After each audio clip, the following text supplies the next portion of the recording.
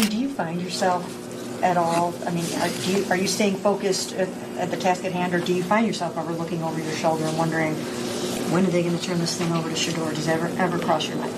No, all I can do is control what I can. And, yeah. You won't believe this wild scene that actually went down. Something behind the curtain exploded so fast that coaches started panicking, players looked straight up lost, and fans acted like the sky was falling. This move was so unexpected, so chaotic, so out of pocket that people were seriously wondering if someone was running a hidden camera prank show. Whatever you thought could never happen in sports just became real, and the fallout is already shaking the whole city. Before we dive in, hit that subscribe button because it helps more than you can imagine. It all started with one tiny question at a press conference, just one harmless little setup.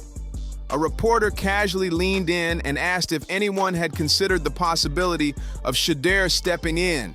Nothing aggressive, nothing wild, just a soft, friendly ask. But the moment those words hit the air, Dillon Gabriel's whole face shut down like somebody changed the Wi-Fi password during his movie night. 1 second he looked calm, the next he looked like someone unplugged his soul. As fair of an opportunity that I can give Dillon Gabriel, I'm giving you 2 weeks against a bad defense, a team that just blew up their team, a team that has 1 win on the season. If it's not today, Dillon will never play a game in his And this wasn't just any random week. This wasn't just any L. This was an embarrassing loss to the Jets, a team that somehow beat Cleveland without even hitting triple-digit energy on offense. The Jets put up a grand total of 169 yards, 169, and still strutted out of the stadium like they invented the sport. Meanwhile, Cleveland had more yards, more weapons, more chances, and still played like somebody swapped the playbook for instructions from a furniture box. Fans were sitting there trying to process how the Jets managed to win with only 42 passing yards. Yes, 42, the same number someone racks up when they're learning to play Madden on the easiest mode. And that's when the whispers started creeping through the building. Except they weren't even whispers. It felt like somebody strapped a megaphone to the rumor mill and pointed it right at Stefanski's office. Things were changing fast and the whole facility could feel it. Apparently, an ex-Brown CEO, someone with real pull and enough free time to treat chaos like a side hustle, finally snapped. He'd seen enough of the checkdowns, enough of the panic sacks, enough of those "we didn't execute" speeches that sound like corporate TED Talks. And he was done watching Myles Garrett lay someone out like a superhero. And Jimmy Haslam said during training camp that you knew that seeing both young quarterbacks at some point this season was important. So just where is Shedeur at as far as his development, and do you have a timetable of when you would take a look at him? Yeah, I don't think it's fair to speculate, Daryl. We're committed to getting better as an offense. Dillon is certainly committing to improving every which way he can. Only for the offense to jog out and respond with a punt. It was wild. This mystery ex-CEO reportedly started storming into conversations, meetings, group chats, probably even the lunchroom, and dropped one demand with zero hesitation. Bench Dillon Gabriel and start Shedeur now. No thinking it over, no evaluating tape, no exploring options. He walked in like a parent who just found out their kid is failing math and said, "Replace him." Straight to the point. Now, you'd think Stefanski would at least pretend to hold the quarterback accountable, right? Maybe say something like, "Yeah, 6 sacks is a lot," or "completing half your passes ain't ideal," or even admit that losing to a team with the offensive firepower of a retired lawnmower might be a concern, but nope. He marched into the press conference without even watching the film and proudly announced that Dillon would still be the starter after the bye week. Bold strategy, Kevin. Meanwhile, Myles Garrett is on the sideline looking like a man questioning his entire existence. Right. Might just be fine. He might be a backup quarterback. He'll never look good.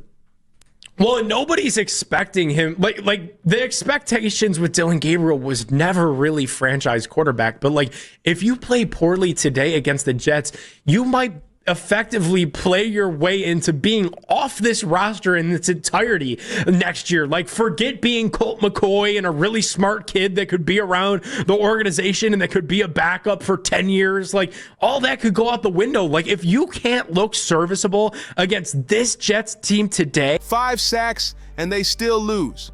That's the kind of crisis that makes a superstar start wondering about physics, fate, and whether the offense even believes in scoring points. Then came the moment, the spark. A reporter, showing the courage of 1,000 Spartans, asked Dillon if he ever wonders when the team will hand things over to Shedeur. The whole room froze. The whole room freezes like the Wi-Fi just dropped mid-game. Dillon blinks slow, takes a deep breath, and instead of showing fire, confidence, or anything that screams, "I'm the guy," he gives the most spiritually defeated line a quarterback can ever say: "All I can do is control what I can control." Translation: yeah, I know what's coming. Please don't make me say it out loud. That's the sound of someone who already packed half his stuff in his locker, just in case anything gets announced early. But that was only the warm-up. On putting Dillon Gabriel out there, and the offense does the same exact thing every single week. Nothing changes. He has 1 good quarter a week and he has 2 good throws a game. Nothing changes. It doesn't. Put Shedeur out there and see what Shedeur does. If anything, like we just talked about Brian Daboll, if Shedeur comes out there and he balls out and he plays lights out, you might not get fired in a couple weeks neither. If you keep on throwing Dillon Gabriel out there, you're going to get fired in a couple. The real storm was happening behind closed doors, where the air gets thick and the politics get spicy. Picture this: a former Browns CEO, someone powerful enough to shake the whole building but no longer stuck dealing with HR, sitting across from ownership with a full PowerPoint labeled, "Why Dillon Gabriel must be politely escorted off the field immediately." It's wild. This ex-CEO is allegedly pulling up Colorado highlights, running slow motion clips, circling reads like a detective, breaking down traits like pocket presence and clutch instincts. Meanwhile, Dillon's tape looks like something deleted from a sitcom because it didn't fit the storyline. And here's the truth nobody wants to admit out loud. This isn't just about performance. This is about ticket sales, hype, merch, headlines. Everything Cleveland hasn't consistently seen since people were joking about unemployment in the city. Daryl Ryder yesterday said, "Kevin, what progress have you seen from Dillon Gabriel? What areas have you seen drastic improvement?" Okay, this is an opportunity for your head coach to go ahead and highlight some things about your rookie quarterback that you insist upon shoving down our freaking throats, and tell us what you see from Dillon Gabriel that you take away as a positive. Because we don't see it, obviously. That's why Daryl's asking this question. We don't see it. We don't see the improvement. We don't see the positives for Dillon Gabriel. So what are they? And here's how Kevin answered, or, rather did not answer that question. Shedeur's name alone moves crowds. Stadium seats fill up. Sponsors start sending emails. Meanwhile, Dillon's name has people buying antacids. Try putting come witness 167 passing yards and 6 sacks on a season ticket brochure. Nobody's showing up for that, but Shedeur, he brings heat. Fans, sponsors, viral clips, and those folks who watched every Colorado game just so they could tweet about him nonstop. Cleveland needs that spark. They need electricity. They need literally anything that doesn't feel like sadness wrapped in shoulder pads.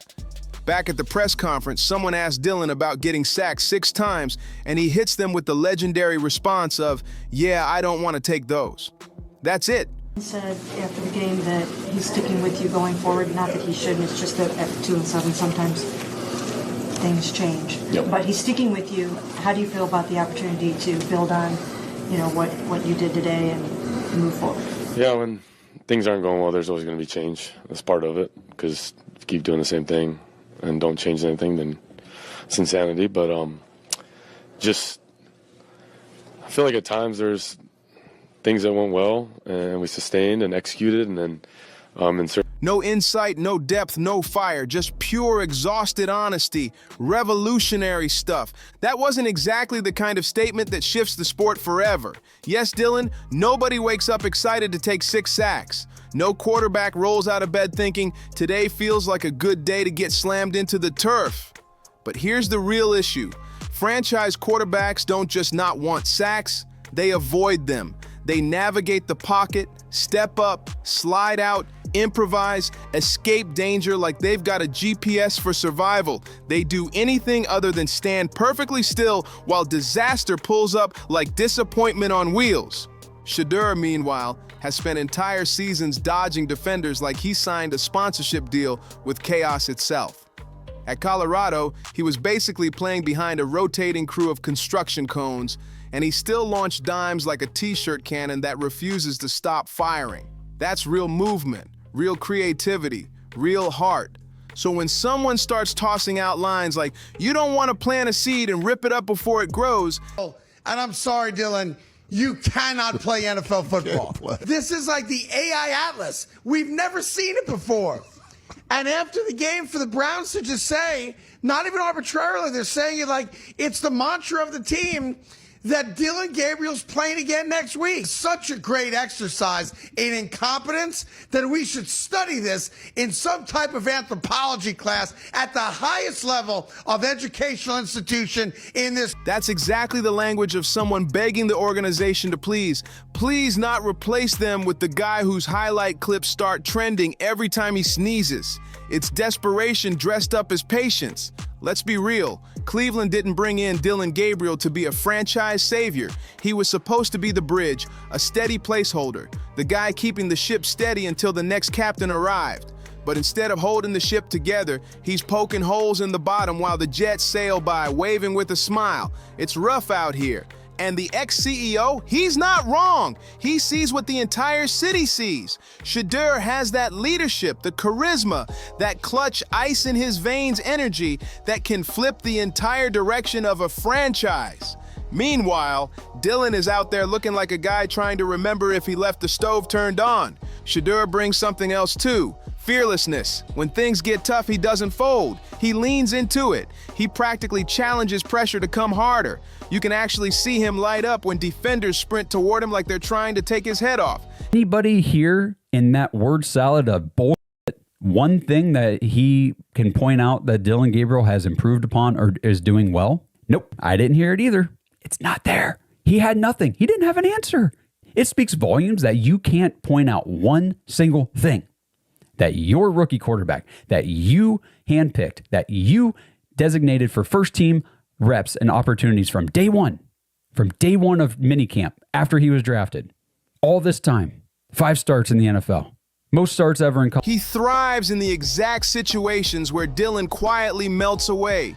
Dillon's press conference didn't sound like a starting quarterback.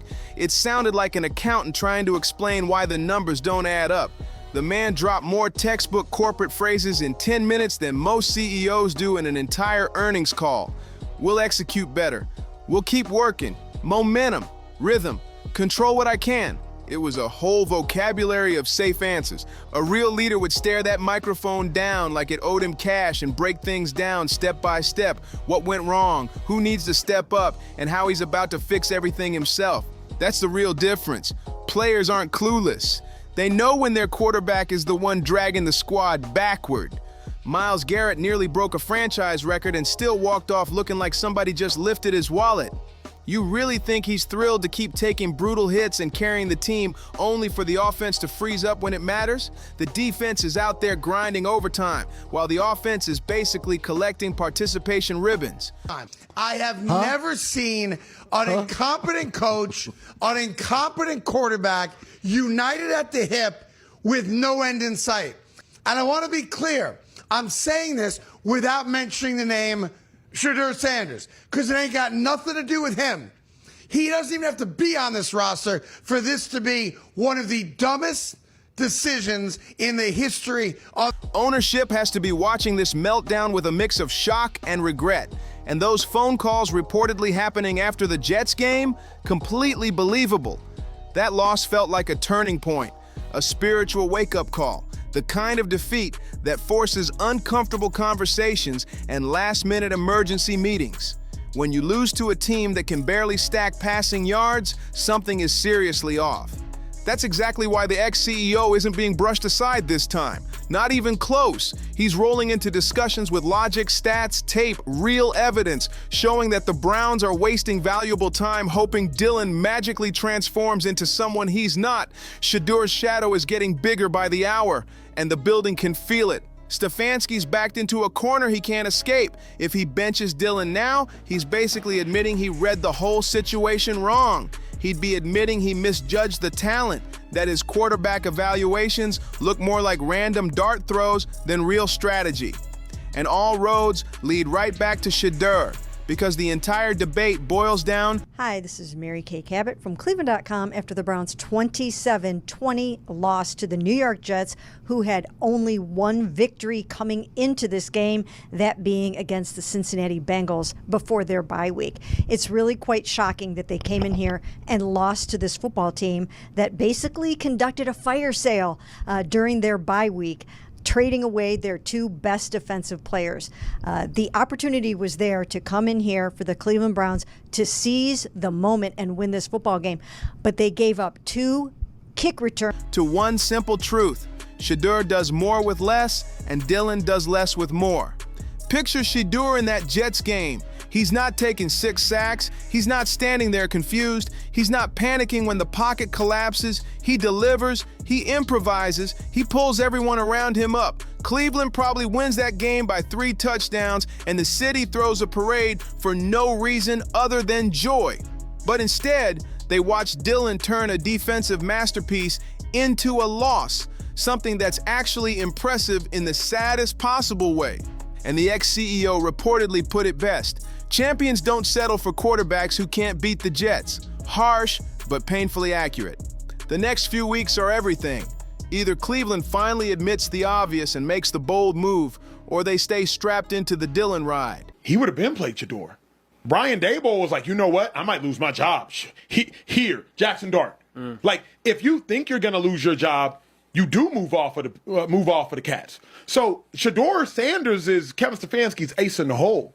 The reason Stefanski's not playing Shedeur in my mind is because his job is safe. James, I look at it like this: Jimmy Haslam, Kevin Stefanski, they're on one accord.